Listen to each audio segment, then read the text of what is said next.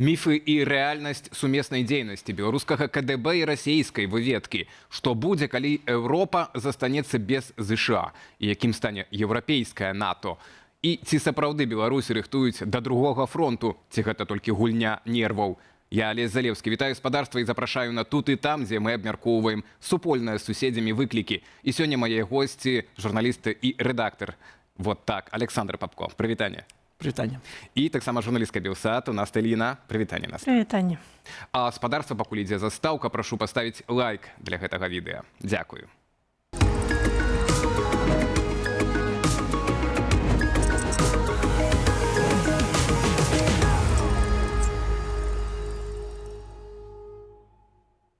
Пачнем ад навінаў так званай саюзнай дзяржавы. За адмову разблакаваць тэлефон пры уездзе ў Расію цяпер можна сесці на 15 сутак.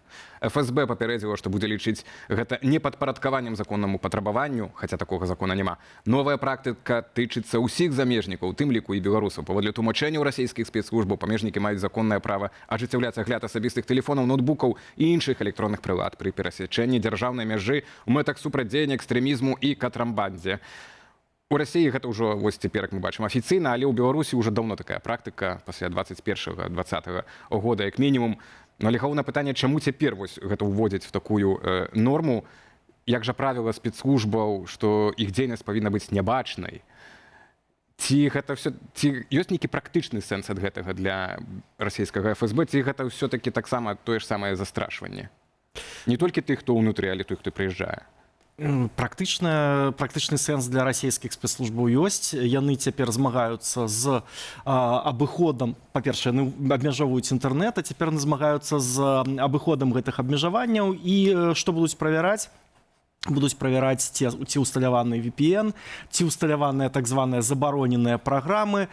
То бок абсалютна тое самае, што і ў Беларусі, бо фактычных як бы спосабаў, яны шукаюць і тэхнічныя спосабы, як праверыць, ці існуе, напрыклад, ці заінсталяваны VPN на прыладзе.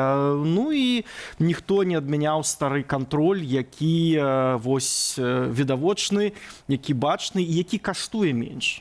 Ну, VPN у Беларусі няма яшчэ. Прынамсі, не караюць за VPN, таму шаноўная аўдыторыя з Беларусі, беларусы, которые ездзяць у Расію ці праз Расію, слухайце уважліва, VPN таксама могуць кантраляваць. І гэта вось акурат адбываецца на фоне таго, як Масква і Мінск адкрыта заяўляюць пра сумесную каардынацыю, прынамсі, на ўзроўні выведкі. На мінулым тыдні расійская выведка пахвалілася супрацай з беларускім КДБ, на сваёй старонцы размясціла вялікую заяву аб выніках сумеснага паседжання беларускіх і расійскіх сілавікоў у Калінінградзе.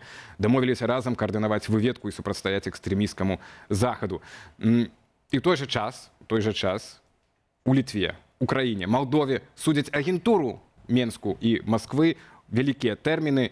Ці не перабольшаная такім чынам небяспека з боку вось гэтай супрацы паміж КДБ і СВР, на вашу думку, калегі? Мне такое ўражанне складаецца, што чым большая праблема эканамічная ў Расіі, там палітычная, так як цяпер з гэтым інтэрнэтам, то тым больш піар і такая прапаганда нібыта усемагутнасці таго ж самага СВР ці расійскага ФСБ. Ну і тут мы бачым, што яны канкрэтна піяраць вось гэтую супрацу з КДБ. На вашу думку, ці гэта сапраўды нешта вынікае з гэтай супрацы? Так, нейкі эфект, вынік для Беларусі, для Расіі, ці гэта ўсё-такі больш піар і такая ж самая страшылка? Ну, я гэта не лічу страшылкай. Зразумела, што Нарышкін не першы раз прыязджае ў Беларусь. І тут было ў Калінінградзе. Так. Ты, відаць, пра той візіт у 20-м годзе. Менавіта ў 20-м годзе. Цяпер у Калінінградзе вось зноў заяўляюць пра супрацу. Але апошнія затрыманні, арышты і суды над агентамі менавіта КДБ Александра Лукашэнкі сведчаць пра тое, што які дзейнічаў вельмі неўласцівай для сябе ролі. Вось яны сведчаць пра тое, што магчыма гэтая супраца наладжваецца. Я патлумачу. У Румыніі была праведзеная аперацыя. Румынія, Балгарыя, некалькі краінаў. Быў цяпер асуджаны нядаўна на паўтары гады намеснік кіраўніка Рады бяспекі, службы бяспекі, службы інфармацыі Малдовы. І ён нібыта павінен быў, значыцца, згодна з тым, што ён расказваў, інфармаваць КДБ Беларусі пра дзейнасць Румыніі. Галоўны фокус спецслужбаў Беларусі гэта дзейнасць апазіцыі і гэта дзейнасць краінаў, якія знаходзяцца блізка. Румынія не з'яўляецца суседам Беларусі, і вельмі дзіўна для мяне было чуць, што ён працаваў, ён выдаваў інфармацыю, звязаную з Румыніяй. І тут можа быць два тлумачэнні. Першае, самае такое фантастычнае, але чаму не? Той, з кім супрацоўнічаў гэты чалавек, магчыма, яны выдавалі сябе за КДБ Беларусі, а насамрэч это была расійская выведка. Але добра, это не самая правдападобная версія. Ну, это не фантастычная. Чаму? Я ведаю шмат, прынамсі за мяжой, шмат расіянаў прадстаўляюцца беларусамі, каб не мець нейкіх лішніх рэакцый на сябе. Таксама спецслужбы стасуюць такую тактыку, але ў дадзеным выпадку, магчыма, там, падаецца, было больш доказаў, якія ўказвалі на тое, што гэта менавіта беларускае КДБ. Навошта КДБ Румынія? Тады, атрымліваецца, КДБ беларуская вяртаецца да метадаў, да схемаў часоў халоднай вайны, калі спецыяльныя службы розных краінаў-сатэлітаў, такіх як Чэхаславакія, Угоршчына тых часоў, Польша, шпіёнілі на захадзе, нават выконвалі палітычныя забойствы у інтарэсах Савецкага Саюза. Што гэта значыць, што КДБ ў дадзеным выпадку, што КДБ Беларусі працуе, перадае інфармацыю, якая карысная, якая патрэбная для Расіі. Чаму Расія можа ісці, чаму гэтая версія вельмі праўдападобная? Таму што з 2022 года каля 700 супрацоўнікаў амбасад Расіі, большая частка з якіх былі супрацоўнікамі спецслужбаў, каардынавалі працу спецслужб, былі выдаленыя з краінаў захаду. І атрымліваецца, што расійскія спецслужбы засталіся без сваёй агентуры. І яны цяпер хапаюцца за любыя магчымасці, за любыя чалавечыя рэсурсы, якіх можна выкарыстаць. І у дадзеным выпадку каштоўнасць, скажем так, саюзнікаў з Беларусі, на якіх раней глядзелі зверху ўніз, цяпер нашмат вырасла. І гэта значыць, што ёсць рух і ў іншым кірунку, ёсць абмен інфармацыяй. Я вот хотел власне у тебе удакладніць тады нас, які інтарэс можа быць у КДБ беларускага? Пра які інтарэс у СВР мы разумеем, так, гэтыя правакацыі. І якая можа быць ад гэтага пагроза, так, тады для беларусаў унутры краіны? Я не вялікі спецыяліст у беларускім КДБ, а адзінае, як гісторык, я дакладна ведаю, што не трэба КДБ ўспрымаць як нешта партнёрскае выключна з ФСБ, гэта філія. Гэта адна арганізацыя, гэта філія. Паглядзіце, у нас у гісторыі 30 гадоў усе выпускнікі, якія больш-менш добра скончылі сувораўскую вучэльню, яны могуць спакойна ісці вучыцца в акадэмію ФСБ. Гэта не ўчарашняя гісторыя, гэта гісторыя ўжо больш за 20 гадоў, і пасля іх скіроўваюць працаваць у Беларусь. Так, то бок гэта адна і тая ж арганізацыя, якая проста мае, атрымалася іншыя назвы. У дадзеным выпадку, што адбылося ў Калінінградзе, гэта цікава, тому што такія сконна расійскія землі, як Кёнігсберг, так, вось гэта можа акурат сведчыць пра тое, што гэта такая промо-акцыя была. А яшчэ, што цікава, калі ты кажаш пра вось гэтыя суды, якія адбываюцца, я вось чытала, што быў суд у Літве над грамадзянінам Літвы, які зараз падае скаргу апеляцыю на вялікі вырак, і ён кажа пра тое, што ён здзіўлены, што яго не абмянялі на беларускіх палітвязняў.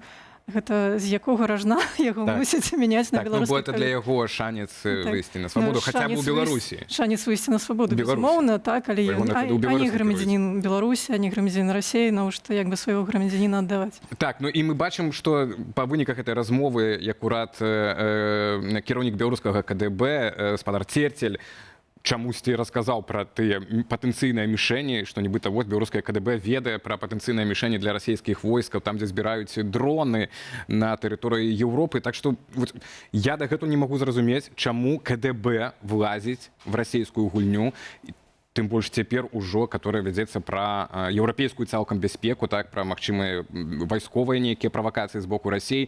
Чаму КДБ так адкрыта в эту гульню ўваходзіць? Гэта каб што даказаць, каб што паказаць. Это ж лішнія праблемы для Беларусі в цэлым. Лішнія праблемы для Беларусі размяшчэння расійскай ядзернай зброі і размяшчэння гэтак званага арэшніка. І Лукашенко, які ўвесь час кажа про тое, што мы будзем абараняць Расею. Доказ лаяльнасці словы яшчэ насамрэч не азначаюць. Толькі пра лаяльнасць?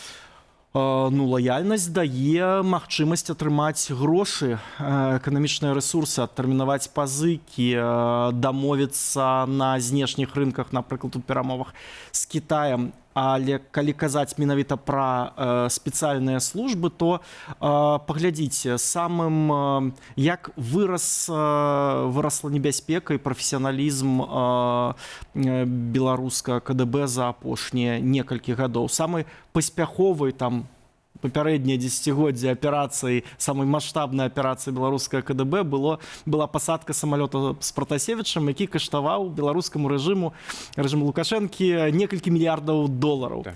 Вось, супер паспяховая як бы аперацыя, так, у сэнсе у двухкоссі. А затым, пачынаючы з 24 года, мы назіраем серыю выкраданняў і такіх дзіўных знікненняў. Гэта і выкрадання байца кальноўца Верамейчыкава ў В'етнаме, гэта знікненне Анатоля Котава ў Турцыі, на 99% это было выкраданне. Таксама знікненне Анжэлікі Мельнікавай. Гэта ўсё прайшло на працягу літаральна года паўтара. І як бы гэта значыць, што хутчэй за ўсё маскоўскія таварышы падзяліліся сваімі ноу-хау людзьмі, конечно. То бок все, вось это такім чынам працуе. Таму Церцелю залежыць, каб расейцы дапамагалі і менавіта за мяжой Беларусі працаваць. Але ведаеш, я яшчэ дадам, мне такое адчуванне чыста інтуітыўнае, што зараз канфлікт на Блізкім Усходзе пераходзіць у новую фазу, НАТО мае новыя выклікі, і, магчыма, зараз спецслужбы не столькі будуць скіраваныя працаваць, скажем так, з беглымі, як яны называюць, там, ці з апазіцыі расійскай, беларускай, неважна, колькі сапраўды будуць цікавіцца больш вайсковым узмацненнем Еўропы. Пра гэта зараз мы і пагаворым. Спачатку Зеленскі, а пасля і Кулеба на працягу тыдня заявілі датычна Беларусі. Давайте паслухаем. Росія бачить Білорусь як другий фронт, який вона хотіла б відкрити проти України. Лукашенко лис хитрий, він прекрасно розуміє, що якою б не була система, якою б не була ППО в Білорусі, якщо вони нападуть на Україну, то Україна відповість, буде літати багато дронів, багато ракет, руйнувань, ми будемо захищатися, і це не те, чого він хоче. Йому мрія – це зберігати Білорусь як такий квазі-острів, законсервований Радянський Союз, і щоб його солдати не гинули, щоб його міста не руйнували. Але Путін, очевидно, тягне його в цю історію. Ну вось уласна, так это заявіў былы міністр замежных справаў Украіны, але застаецца паплечнікам Зеленскага дагэтуль спадар Кулеба. Ці ёсць рэальныя падставы для гэтага? Ці мы з калегамі шукалі гэтых сігналаў, знакаў, якім чынам Беларусь цяпер рыхтуюць да ўступлення ў вайну, не знайшлі такіх знакаў. Ці гэта алармізм, ці гэта гульня на апярэджанне? Што вы думаеце? Украіна, яна сапраўды часам на аперэджанне працуе, вось робяць пэўныя такія, скажем, наводзяць паніку. Зеленскі казаў, што давайте паглядзім на інфраструктуру каля мяжы, магчыма, вось войскі будуць перакідвацца.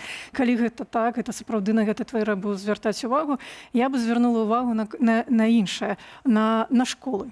У меня індыкатор на школу, у меня індыкатор гэта дзеці, так. Калі там узмацняецца прапаганда, калі дзяцей пачынаюць рыхтаваць да вайны, калі бацькам кажуць, скідайцеся грошы на патроны, бо у них зараз тут вучэнні нейкі.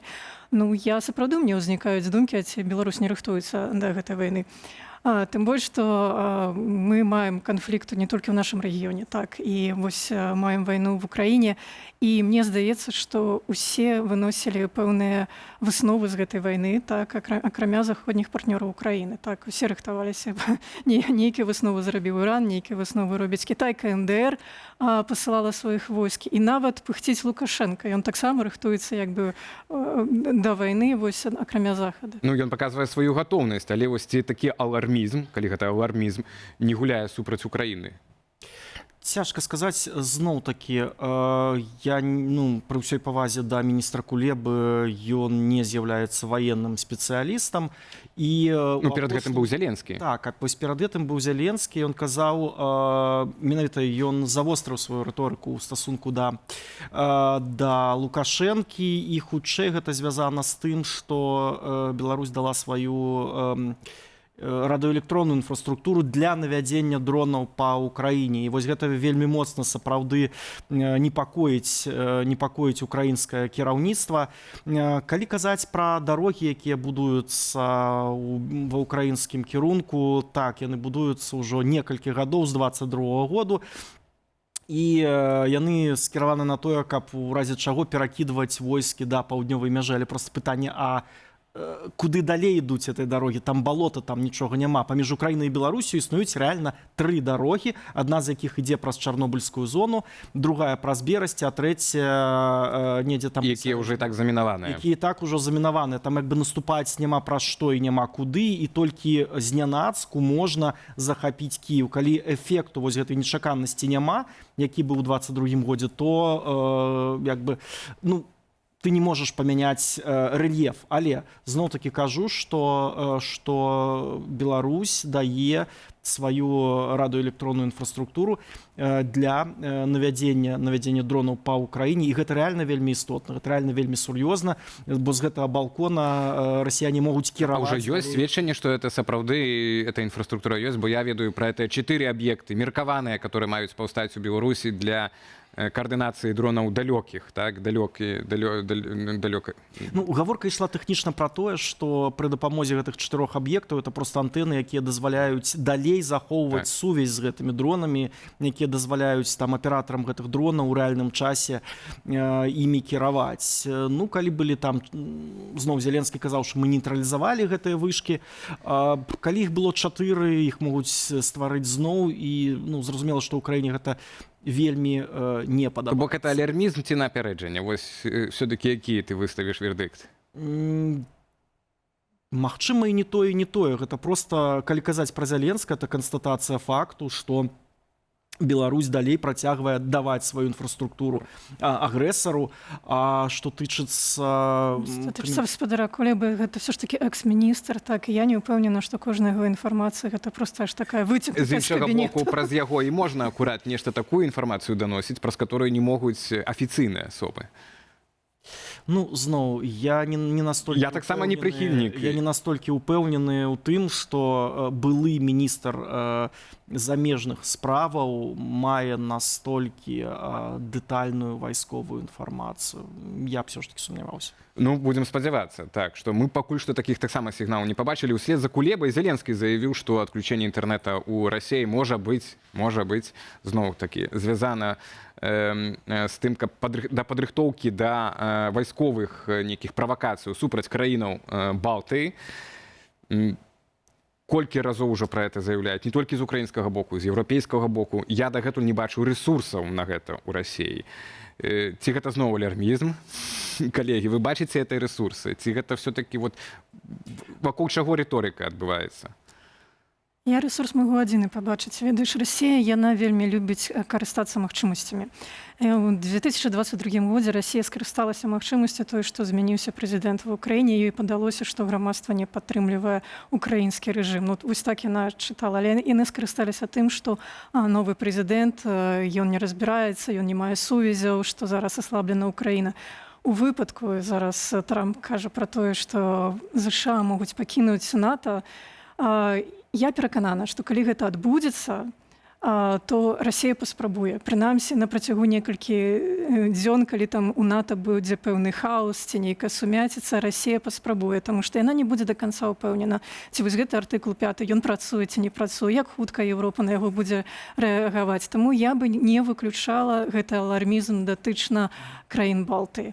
А я ўвогуле не лічу, што Расія будзе чакаць выхада Злучаных Штатаў з НАТО. Гаворка ідзе пра тое, што Пуцін з самага пачатку, атакуючы Украіну, у ягонай галаве ён вядзе вайну не супраць Украіны, ён вядзе вайну супраць калектыўнага Запада. І ягоная задача вось гэтай вайны была разваліць НАТО, даказаць, што ніякага адзінства не існуе і прымусіць Еўропу сабраць мірную нейкую канферэнцыю, мірную ў двухкосе, на якой бы ён зноў, як таварыш Сталін з таварышам Ріббентропам, падзяліў бы Еўропу па сферах уплываў. Вось. І паколькі калі ягоная армія завязла ва ўкраіне, яму трэба прымусіць Еўропу, ўсё роўна прымусіць Еўропу да гэтай мірнай канферэнцыі. Чаму ўсё роўна? Таму што гэта фінальны. Кожная вайна, кожнае ваеннае дзеянне гэта дзеянне палітычнае. Армія гэта толькі інструмент для дасягнення палітычных мэтаў. Якая палітычная мэта? Падзяліць Еўропу на сферу ўплыву, прымусіць Еўропу з ім весці перамовы. Якім чынам можна весці перамовы? Невялікімі сіламі атакуеш балтыйскія краіны, Злучаныя Штаты пры Трампе не ўступаюцца, НАТО не існуе, і тады ён верыць, што ўся гэта Еўропа прыпаўзе на каленях і скажа: Пуцін, мы цябе баімся, мы не будзем нікога абараняць, і давай кажы, мы зробім усё, што ты хочаш. Але пытанне ў тым, што Еўропа ўжо не прыпаўзе на каленях і не будзе рабіць, і нават калі амерыканцы не ўступяцца, ніхто на мірную канферэнцыю, на падзел сваёй зямлі з Пуцінам не пойдзе. Ну, вось, власне, я хочу дадаць, што падчас вайны, якая зараз адбываецца ва ўкраіне і ў працягу Іране, у Расіі мяняецца, як бы павялічыцца апетыт, так, калі ўсе гэтыя дзесяцігоддзі папярэднія, так, Пуцін працаваў на тое, каб падзяліць Еўрапейскі Саюз, вось, а цяпер ён сапраўды хоча вось гэты разлад атрымаць менавіта ў НАТО, так. Ну, Ці атрымаецца, ці не, то яшчэ пытанне, але ўсё ж такі ён стаўкі павышае. Ну, плюс яшчэ Пуцін, ён заўсёды, калі аказваецца ў пройгрышным становішчы, ён грае на павышэнне, ён стварае новы хаос. І калі ён завяз ва ўкраіне невялікімі сіламі, якім марыцца, ну, рэальна для таго, каб захапіць Нарву, не трэба сотен тысяч чалавек, якія цяпер заангажаваныя ва ўкраіне. Вось, яны папытаюцца захапіць Нарву, і вот ён думае, што Еўропа спалохаецца і пачне з ім перамовы. Павялічваецца апетыт, так? Тут ты кажаш, што павялічваюцца стаўкі, так, для таго, каб выйсці з гэтай Украіны. Але змяншаюцца рэсурсы эканамічныя, так, вельмі моцна. Палітычная падтрымка ўнутры краіны, мы бачым, як рэйтынгі моцна падаюць. Пры гэтым Еўропа, як ты кажаш, што не прыпаўзе на каленях. Болей таго, Еўропа, нібыта некаторыя еўрапейскія краіны заявляюць, што мы гатовыя стварыць сваё еўрапейскае НАТО. І вот што гэта за еўрапейскае НАТО? Ці гэта толькі тэорыя пакуль што, ці ўжо ёсць нейкія практычныя намёткі, калі раптам Трамп вырашыць раптоўна гэта зрабіць, так, выйсці з НАТО, бо ўжо такія размовы з кіраўніком НАТО правёў на гэтым тыдні. Па-першае, НАТО ўжо становіцца еўрапейскім. 6 лютага гэтага года кіраўнікі, міністры абароны краінаў НАТО прынялі рашэнне, што камандаванне рэгіянальнае НАТО ў Норфолку, у Італіі і ў Галандыі, яны ад амерыканскіх генералаў пераходзяць да генералаў еўрапейскіх. І адзіны, хто застаецца, як бы, дзе застаецца пасада амерыканца, гэта галоўны камандуючы аб'яднаных сілаў у Еўропе. Вось, наш выхадзец. Так, зараз прыгадаем Грынкевіч. Паходжанне беларускае ў яго. Так, і вось гэта сведчыць пра тое, што НАТО ўжо структурна будзе менш заангажавана ў Еўропе, а затым і фізічна. І да гэтага еўрапейцы рыхтуюцца ўжо некалькі гадоў. Яны ўжо звыкліся з тым, што Злучаныя Штаты сыдуць, і што гэтая структура у еўрапейскай частцы будзе... Ці стане больш рэгіён стабільным? У нас уже апошняе пытанне толькі для цябе. Мне здаецца, тут яшчэ не толькі Еўропа рыхтуецца да таго, што США і Трамп могуць сысці, але ў Іране яны ўсе пабачылі, нават Лукашенко ўжо таксама ў інтэрв'ю сказаў расейцам, што мы пабачылі, што это не супер зверх там звыш моцнай дзяржавы. І нават калі Злучаныя Штаты застануцца ў НАТО, Еўропа разумее, што асабліва не дапаможа. Таму вось гэта ўсё ж такі рыхтуецца для таго, каб узмацняцца, і мы будзем назіраць, ну і беларускія, расійскія службы таксама будуць назіраць, як Еўропа ўзмацняецца. Так, ну але ці стане больш бяспечна, вот калі пры гэтым бяспечна ўжо не будзе. Бліжэйшае дзесяцігоддзе бяспечна ўжо не будзе. Гэта час хаосу, час войн, канфлікты могуць сціхаць, новыя пачынацца. Гэта будзе вельмі дынамічная і турбулентная сітуацыя. Першую чаргу, таму не трэба чакаць, што хутка скончыцца канфлікт ва ўкраіне, што праз месяц ці праз некалькі дзён не будзе канфлікт у Іране. Мы жывем у вельмі турбулентным часе, гэта толькі сапраўды пачатак. Так, ну і гэта і тут, у Беларусі і там за межамі яе. Дзякуй вялікі за размову. Будем сачыць у наступных, канешне, праграмах, трымаць руку на пульсе. Не заўсёды хочацца займацца этой бяспекай, але што зробім, калегі, калі акурат вайна вакол, і пагрозы, рызыкі, як мы бачым, растуць. Алесь Залеўскі, Наста Ільіна, Александр Папко былі сёння для вас спікерамі у гэтых тэмах. Дзякуем і да наступных сустрэчаў.